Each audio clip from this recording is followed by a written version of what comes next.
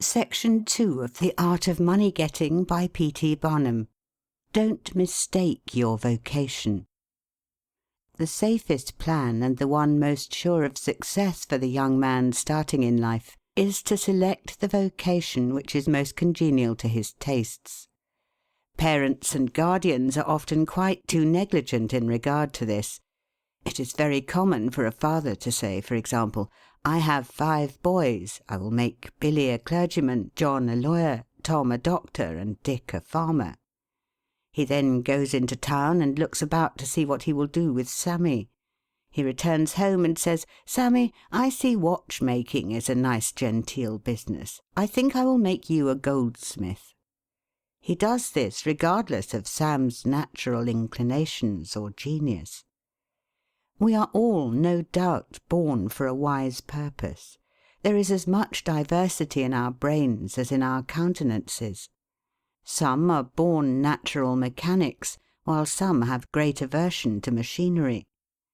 Let a dozen boys of 10 years get together, and you will soon observe 2 or 3 are whittling out some ingenious device, working with locks or complicated machinery. When they were but 5 years old, their father could find no toy to please them like a puzzle. They are natural mechanics.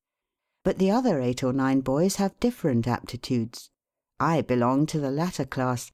I never had the slightest love for mechanism. On the contrary, I have a sort of abhorrence for complicated machinery. I never had ingenuity enough to whittle a cider tap so it would not leak. I never could make a pen that I could write with, or understand the principle of a steam engine. If a man was to take such a boy as I was and attempt to make a watchmaker of him, the boy might, after an apprenticeship of 5 or 7 years, be able to take apart and put together a watch. But all through life he would be working uphill and seizing every excuse for leaving his work and idling away his time. Watchmaking is repulsive to him. Unless a man enters upon the vocation intended for him by nature and best suited to his peculiar genius, he cannot succeed. I am glad to believe that the majority of persons do find their right vocation. Yet we see many who have mistaken their calling, from the blacksmith up or down to the clergyman. You will see, for instance, that extraordinary linguist, the learned blacksmith, who ought to have been a teacher of languages, and you may have seen lawyers, doctors, and clergymen who were better fitted by nature for the anvil or the lapstone. Select the right location. After securing the right vocation, you must be careful to select the proper location. You may have been cut out for a hotel keeper, and they say it requires a genius to know how to keep a hotel. You might conduct a hotel like clockwork, and provide satisfactorily for 500 guests every day. Yet if you should locate your house in a small village, where there is no railroad communication or public travel, the location would be your ruin. It is equally important that you do not commence business where there are already enough to meet all demands in the same occupation. I remember a case which illustrates this subject. When I was in London in 1858, I was passing down Holborn with an English friend, and came to the penny shows. They had immense cartoons outside, portraying the wonderful curiosities to be seen, all for a penny. Being a little in the show line myself, I said, "Let us go in here." We soon found ourselves in the presence of the illustrious showman, and he proved to be the sharpest man in that line I had ever met. He told us some extraordinary stories in reference to his bearded ladies, his albinos, and his armadillos, which we could hardly believe, but thought it better to believe it than look after the proof. He finally begged to call our attention to some wax statuary, and showed us a lot of the dirtiest and filthiest wax figures imaginable. They looked as if they had not seen water since the deluge. "What is there so wonderful about your statuary?" I asked. "I beg you not to speak so satirically," he replied. "Sir, these are not Madame Tussaud's wax figures, all covered with gilt and tinsel and imitation diamonds, and copied from engravings and photographs. Mine, sir, were taken from life. Whenever you look upon one of those figures, you may consider that you are looking upon the living individual." Glancing casually at them, I saw one labelled Henry VIII, and feeling a little curious upon seeing that it looked like Calvin Edson, the living skeleton, I said, "Do you call that Henry VIII?" He replied, "Certainly, sir. It was taken from life at Hampton Court by special order of His Majesty on such a day." He would have given the hour of the day if I had insisted. I said, "Everybody knows that Henry VIII was a great stout old king, and that figure is lean and lank. What do you say to that?" "Why," he replied, "you would be lean and lank yourself if you sat there as long as he has." There was no resisting such arguments.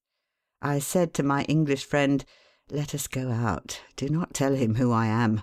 I show the white feather. He beats me."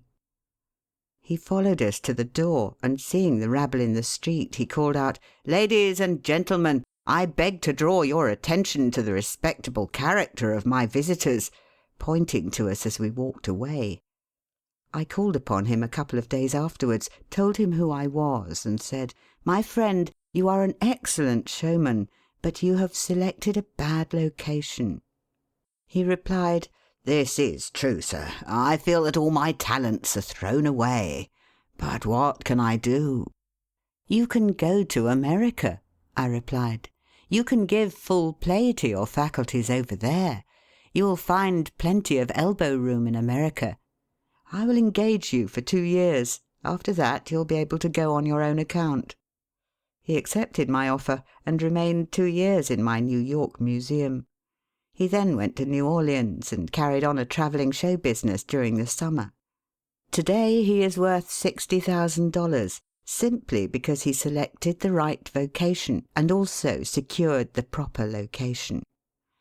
The old proverb says, 3 removes are as bad as a fire.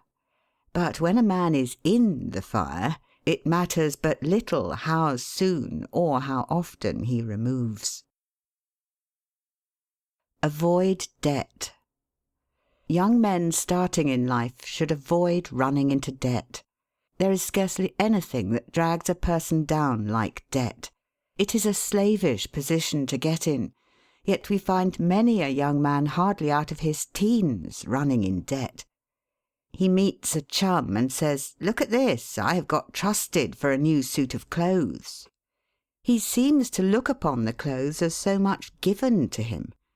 Well, it frequently is so, but if he succeeds in paying and then gets trusted again, he is adopting a habit which will keep him in poverty through life. Debt robs a man of his self-respect and makes him almost despise himself. Grunting and groaning and working for what he has eaten up or worn out, and now, when he is called upon to pay up, he has nothing to show for his money, this is properly termed working for a dead horse. I do not speak of merchants buying and selling on credit, or of those who buy on credit in order to turn the purchase to a profit. The old Quaker said to his farmer son, "John, never get trusted, but if thee gets trusted for anything, let it be for manure, because that will help thee pay it back again." Mr. Beecher advised young men to get in debt if they could to a small amount in the purchase of land in the country districts. If a young man, he says, will only get in debt for some land and then get married, these 2 things will keep him straight, or nothing will. This may be safe to a limited extent, but getting in debt for what you eat and drink and wear is to be avoided.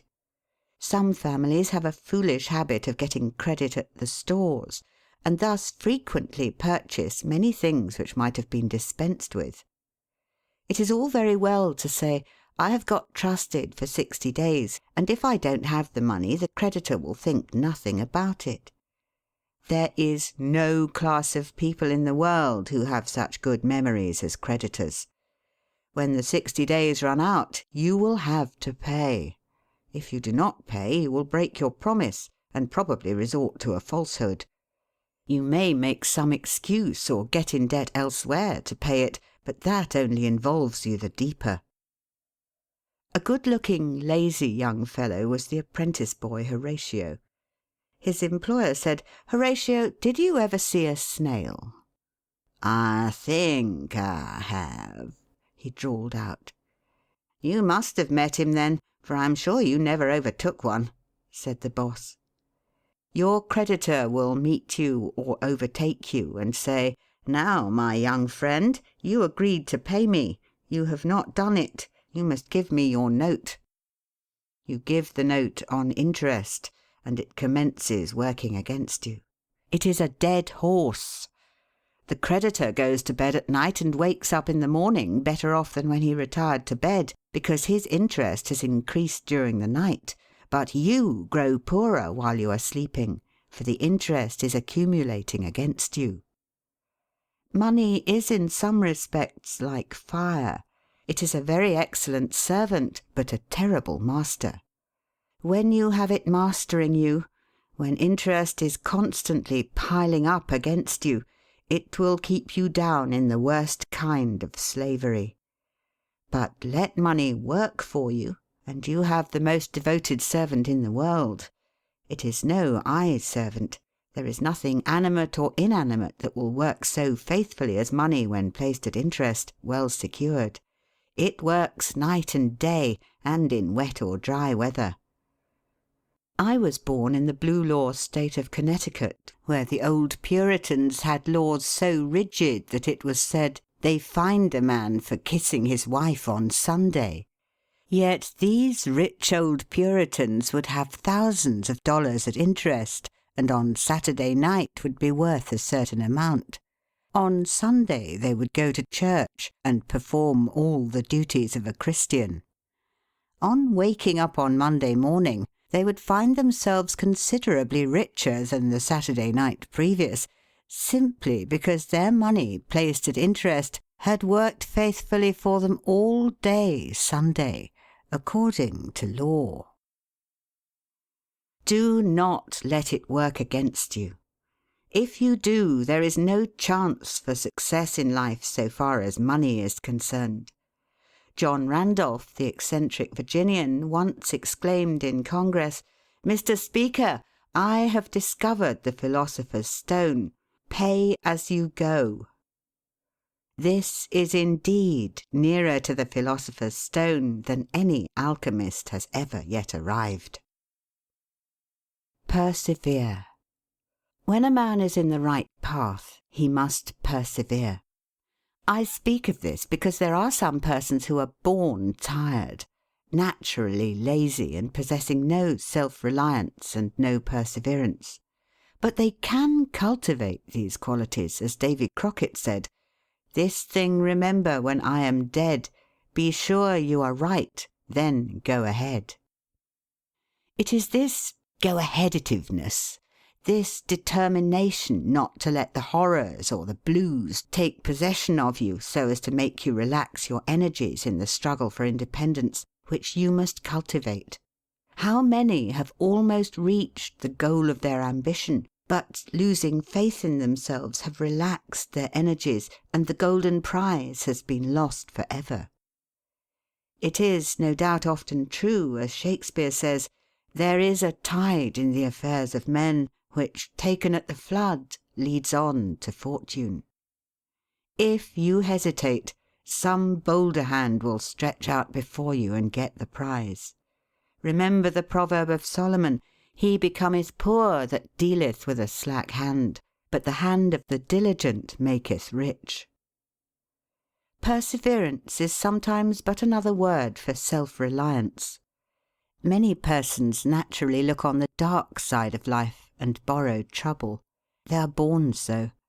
Then they ask for advice, and they will be governed by one wind and blown by another, and cannot rely upon themselves. Until you can get so that you can rely upon yourself, you need not expect to succeed. I have known men personally who have met with pecuniary reverses and absolutely committed suicide because they thought they could never overcome their misfortune. But I have known others who have met more serious financial difficulties and have bridged them over by simple perseverance, aided by a firm belief that they were doing justly and that Providence would overcome evil with good. You will see this illustrated in any sphere of life. Take two generals, both understand military tactics, both educated at West Point, if you please, both equally gifted.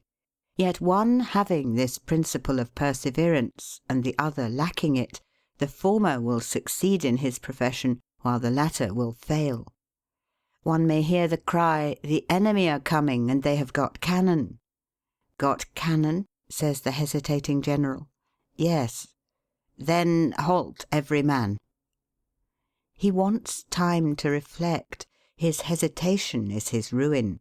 The enemy passes unmolested or overwhelms him, while on the other hand the general of pluck, perseverance, and self-reliance goes into battle with a will, and amid the clash of arms, the booming of cannon, the shrieks of the wounded, and the moans of the dying, you will see this man persevering, going on, cutting and slashing his way through with unwavering determination, inspiring his soldiers to deeds of fortitude, valour, and triumph.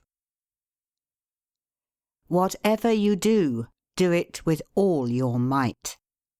Work at it, if necessary, early and late, in season and out of season, not leaving a stone unturned, and never deferring for a single hour that which can be done just as well now. The old proverb is full of truth and meaning. Whatever is worth doing at all is worth doing well. Many a man acquires a fortune by doing his business thoroughly, while his neighbour remains poor for life because he only half does it. Ambition, energy, industry, perseverance are indispensable requisites for success in business. Fortune always favours the brave and never helps a man who does not help himself. It won't do to spend your time like Mr. Micawber in waiting for something to turn up. To such men one of two things usually turns up: the poorhouse or the jail. For idleness breeds bad habits and clothes a man in rags. The poor spendthrift vagabond said to a rich man, "I have discovered there is money enough in the world for all of us, if it was equally divided. This must be done, and we shall all be happy together." "But," was the response, "if everybody was like you, it would be spent in 2 months, and what would you do then?" "Oh, divide again. Keep dividing, of course."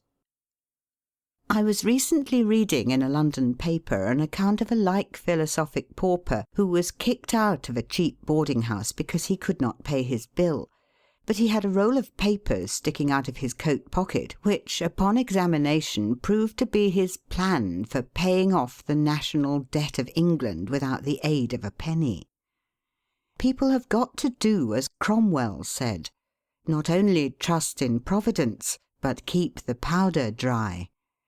Do your part of the work or you cannot succeed. Mahomet one night, while encamping in the desert, overheard one of his fatigued followers remark, "I will loose my camel and trust it to God." "No, no, not so," said the Prophet. "Tie thy camel and trust it to God. Do all you can for yourselves, and then trust to Providence or luck or whatever you please to call it for the rest." Depend upon your own personal exertions. The eye of the employer is often worth more than the hands of a dozen employees. In the nature of things, an agent cannot be so faithful to his employer as to himself.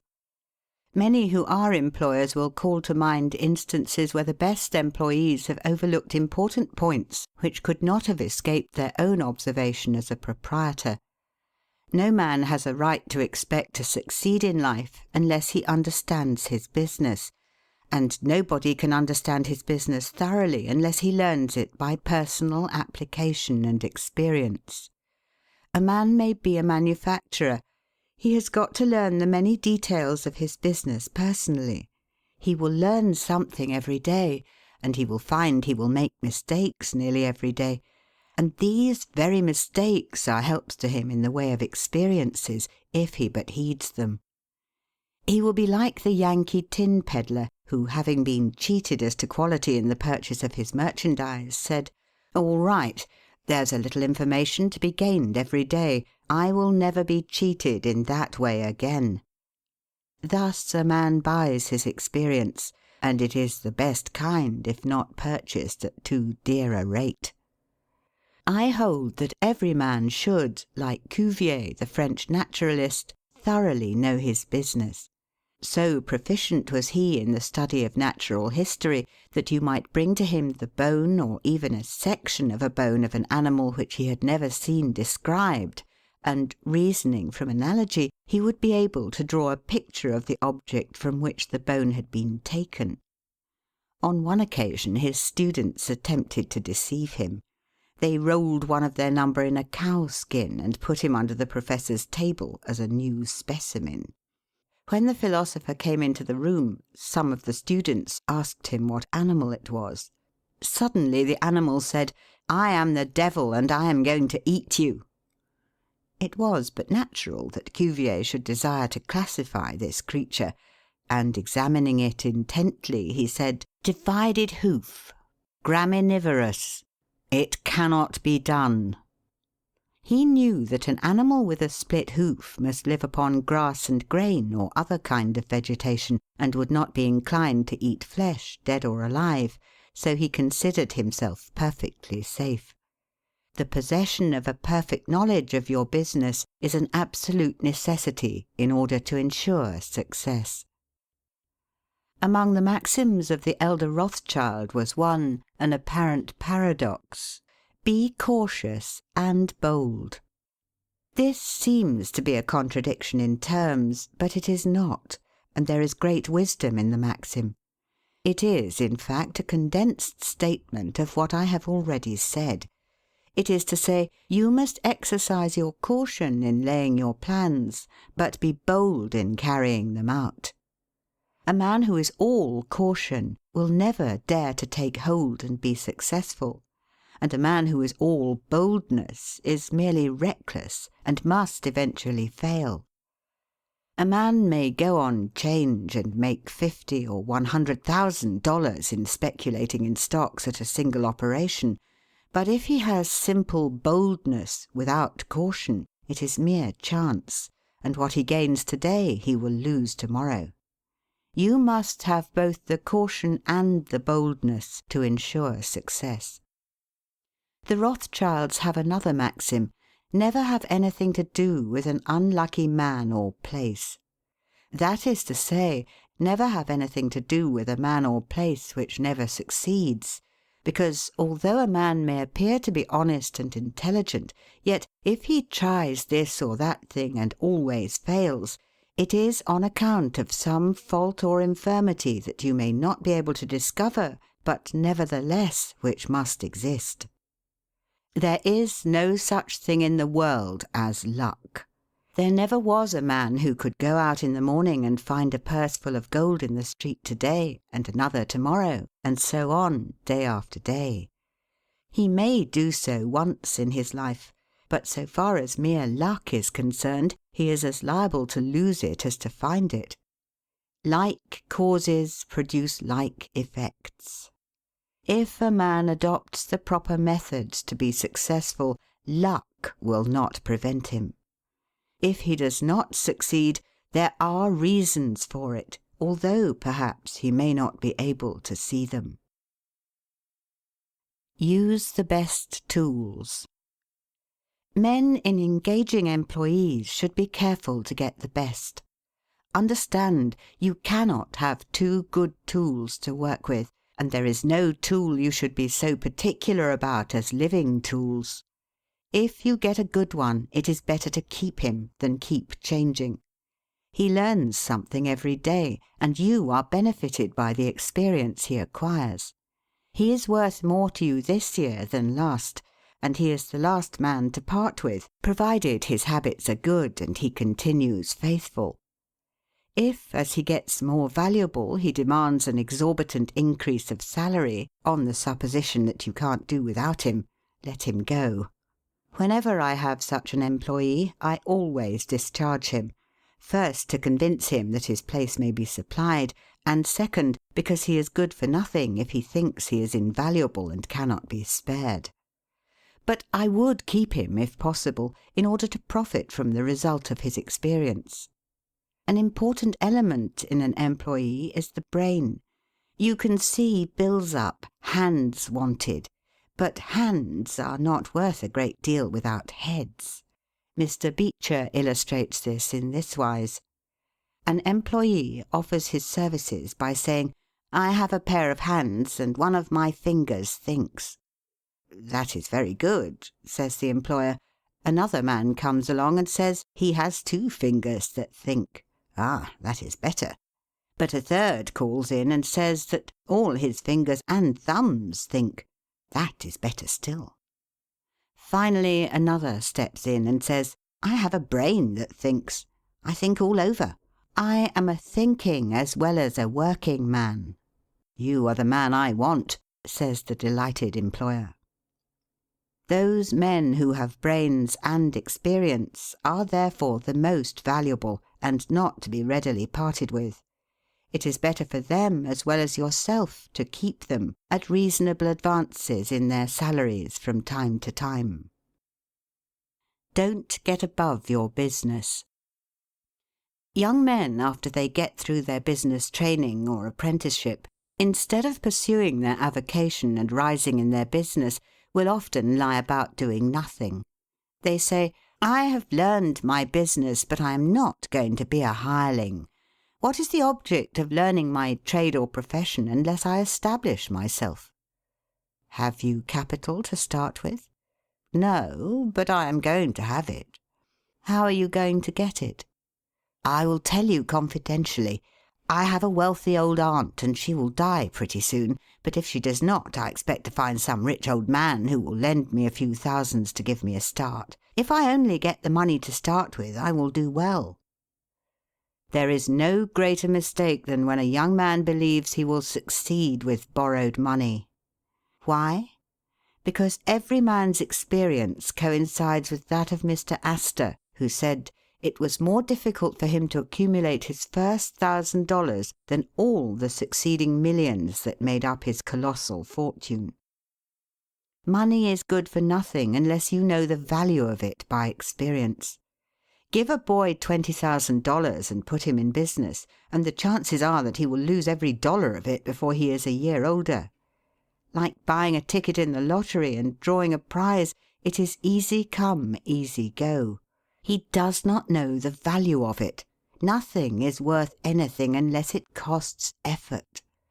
Without self-denial and economy, patience and perseverance, and commencing with capital which you have not earned, you are not sure to succeed in accumulating. Young men, instead of waiting for dead men's shoes, should be up and doing, for there is no class of persons who are so unaccommodating in regard to dying as these rich old people, and it is fortunate for the expectant heirs that it is so. 9 out of 10 of the rich men of our country today started out in life as poor boys, with determined wills, industry, perseverance, economy, and good habits. They went on gradually, made their own money, and saved it, and this is the best way to acquire a fortune. Stephen Girard started life as a poor cabin boy and died worth $9 million. A.T. Stewart was a poor Irish boy. Now he pays taxes on $1.5 million of income per year. John Jacob Astor was a poor farmer boy and died worth 20 millions. Cornelius Vanderbilt began life rowing a boat from Staten Island to New York. Now he presents our government with a steamship worth $1 million, and he is worth 50 millions. There is no royal road to learning, says the proverb, and I may say it is equally true, there is no royal road to wealth. But I think there is a royal road to both. The road to learning is a royal one. The road that enables the student to expand his intellect and add every day to his stock of knowledge, until, in the pleasant process of intellectual growth, he is able to solve the most profound problems, to count the stars, to analyse every atom of the globe, and to measure the firmament. This is a regal highway, and it is the only road worth travelling. So in regard to wealth. Go on in confidence, study the rules, and above all things, study human nature. For the proper study of mankind is man. And you will find that while expanding the intellect and the muscles, your enlarged experience will enable you every day to accumulate more and more principle, which will increase itself by interest and otherwise, until you arrive at a state of independence. You will find, as a general thing, that the poor boys get rich and the rich boys get poor. For instance, a rich man at his decease leaves a large estate to his family. His eldest sons, who have helped him earn his fortune, know by experience the value of money, and they take their inheritance and add to it. The separate portions of the young children are placed at interest, and the little fellows are patted on the head and told a dozen times a day, "You are rich. You will never have to work. You can always have whatever you wish, for you were born with a golden spoon in your mouth." The young heir soon finds out what that means.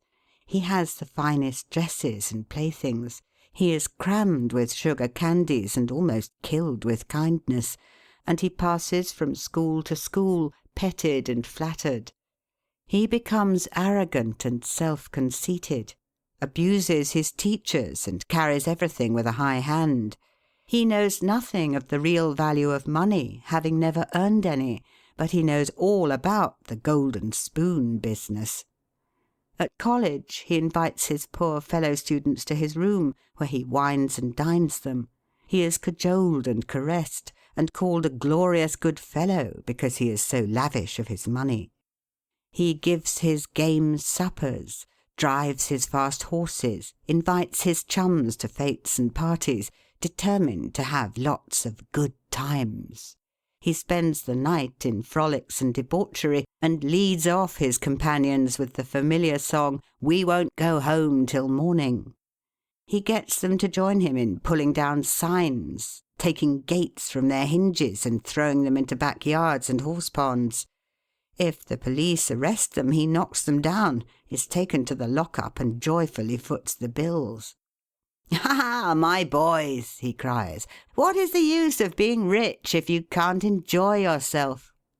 He might more truly say, if you can't make a fool of yourself. But he is fast, hates slow things, and don't see it. Young men loaded down with other people's money are almost sure to lose all they inherit, and they acquire all sorts of bad habits which in the majority of cases ruin them in health, purse, and character. In this country one generation follows another, and the poor of to-day are rich in the next generation, or the third. Their experience leads them on, and they become rich, and they leave vast riches to their young children. These children, having been reared in luxury, are inexperienced and get poor. And after long experience another generation comes on and gathers up riches again in turn. And thus history repeats itself, and happy is he who by listening to the experience of others avoids the rocks and shoals on which so many have been wrecked. In England the business makes the man. If a man in that country is a mechanic or working man, he is not recognised as a gentleman. On the occasion of my first appearance before Queen Victoria, the Duke of Wellington asked me what sphere in life General Tom Thumb's parents were in. "His father is a carpenter," I replied. "Oh, I had heard he was a gentleman," was the response of his Grace. In this republican country, the man makes the business. No matter whether he is a blacksmith, a shoemaker, a farmer, banker, or lawyer, so long as his business is legitimate, he may be a gentleman. So any legitimate business is a double blessing. It helps the man engaged in it, and also helps others. The farmer supports his own family, but he also benefits the merchant or mechanic who needs the products of his farm. The tailor not only makes a living by his trade, but he also benefits the farmer, the clergyman, and others who cannot make their own clothing. But all these classes of men may be gentlemen. The great ambition should be to excel all others engaged in the same occupation. The college student who was about graduating said to an old lawyer, "I have not yet decided which profession I will follow. Is your profession full?" "The basement is much crowded, but there is plenty of room upstairs," was the witty and truthful reply. No profession, trade, or calling is overcrowded in the upper story. Wherever you find the most honest and intelligent merchant or banker, or the best lawyer, the best doctor, the best clergyman, the best shoemaker, carpenter, or anything else, that man is most sought for and has always enough to do. As a nation, Americans are too superficial. They are striving to get rich quickly, and do not generally do their business as substantially and thoroughly as they should. But whoever excels all others in his own line, if his habits are good and his integrity undoubted, cannot fail to secure abundant patronage and the wealth that naturally follows. Let your motto then always be Excelsior, for by living up to it there is no such word as fail. Learn something useful. Every man should make his son or daughter learn some useful trade or profession, so that in these days of changing fortunes, of being rich to-day and poor to-morrow, they may have something tangible to fall back upon. This provision might save many persons from misery who by some unexpected turn of fortune have lost all their means. End of section 2.